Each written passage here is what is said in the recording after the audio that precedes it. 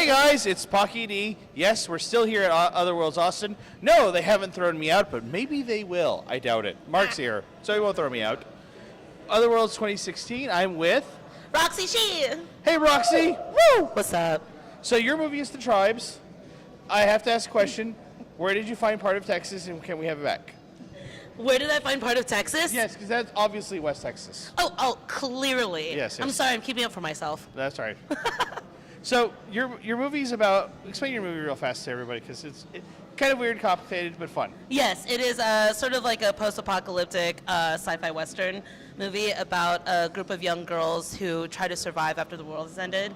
And their father has always taught them to kill off people that try to invade their compound because their resources are running low.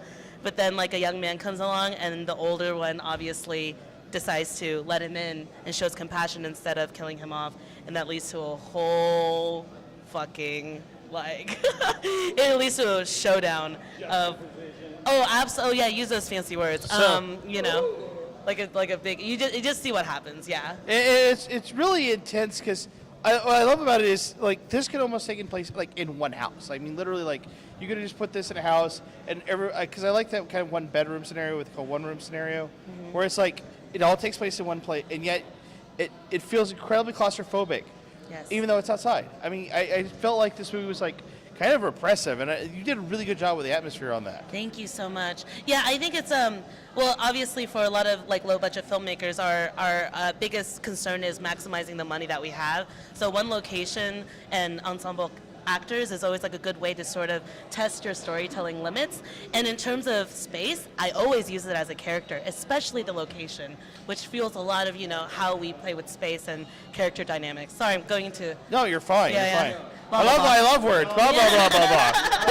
But don't worry, this is on YouTube. They'll just fast forward going, blah, blah, blah. Yeah, get to the good stuff. Yeah, right. What is the good stuff?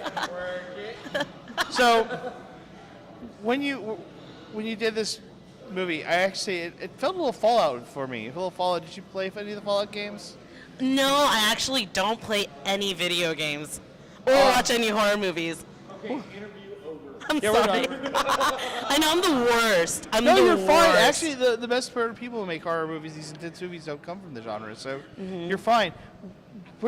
Your cast was awesome. Thank you. Where did you find half these people? Because some of them are just they work it really well. Yes, my actors are amazing, and they come because of my amazing casting director, Russell Boast, who is the most phenomenal casting director in the world, and he's my unicorn, and he really did me a solid on this one, so he was able to cast the actors that I have. Will you be going back to this world? This world seems like there's a lot more going on to because we were only in one very, very, very, very small corner. Will you be going back into that world some more and doing more stories from it, or are you just going to be... I think it's a pretty standalone piece, Okay. you know, and for me, like as a filmmaker, I love to explore different genres because at the end of the day, it's always about people, you know, Yeah. and how we deal with our circumstances and what's around us. And sci-fi is always the most, I guess, there's so much freedom and so much opportunities to play with the rules of future. Right.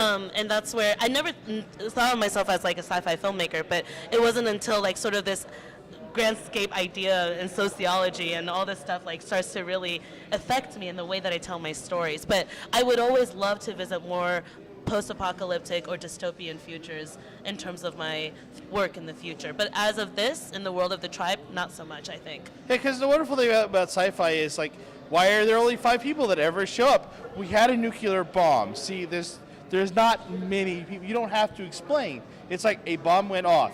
Not a lot of people. So when not a lot of people show up, it doesn't break the fourth wall. Versus Correct. like if it was like now, it's like, why aren't there cars showing up at this place? Why isn't CPS involved? Why isn't future CPS involved? I mean, so I no. Don't worry. This one. Okay, bye. So we're gonna edit that out. Kevin, edit that out, please. Otherwise, this is I have totally lots gonna of confuse everybody.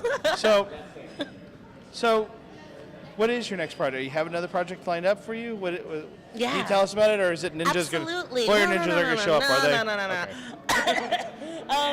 No. Well, after I did The Tribe, the lead actor, Michael Nardelli, actually hired me to direct his series called Dark Web that we just shot this summer. It is a sci-fi horror anthology series that we're very excited about.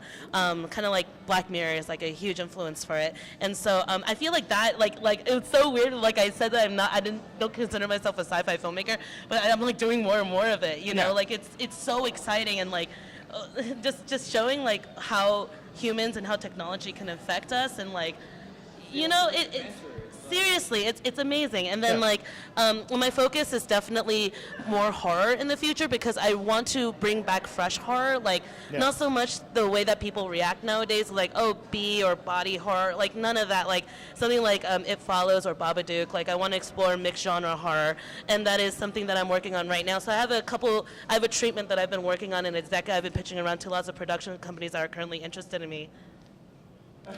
And I'm just kidding. I'm just kidding. Yes. Thanks, Michael.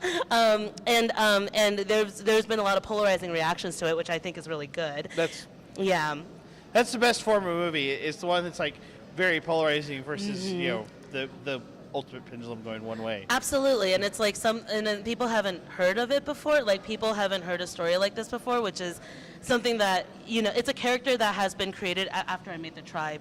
So she's been following me around. Sorry, it sounds really creepy, but she's been with me for a couple years now, and I've been trying to get her to come to life. Yeah, we don't talk about suckers here. Sorry. But yes, I'm working on developing that, and there's a lot of interest in it, so I'm very hopeful for that. So if people want to find out more about The Tribe, where do they go? The Tribe has an IMDb page. You could just look up. It's called The Tribe. Or you could go on my website, roxyshee.com, and my branding and social media is all the same. Roxy Shee on all social media handles. How do you spell your last name, just in case people get it wrong? SHIH. See, because I would have not done that. Yeah, you know, it's a rare Asian last name. I spell bads. He got halfway through the alphabet. Very Right. good. I'm not sure which half though yet. I'm flopping. Well, I have a very unique last name too. So a lot of people are like, "How do you spell your name?" Like this, and they're like, "Really?" So, but yes, check her out. Check out Tribes. Check out Roxy Shee because she is. You guys gotta watch her. One day we're gonna be like, remember when we interviews Roxy Shee? And we're like, yeah, she doesn't want to talk to us anymore. Oh She's my God, big channel. Stop! You're gonna be so big time. It's Oh gonna be my like, God, no. So. No, we're As long- going to send this video to you. If you do become big and famous. Just.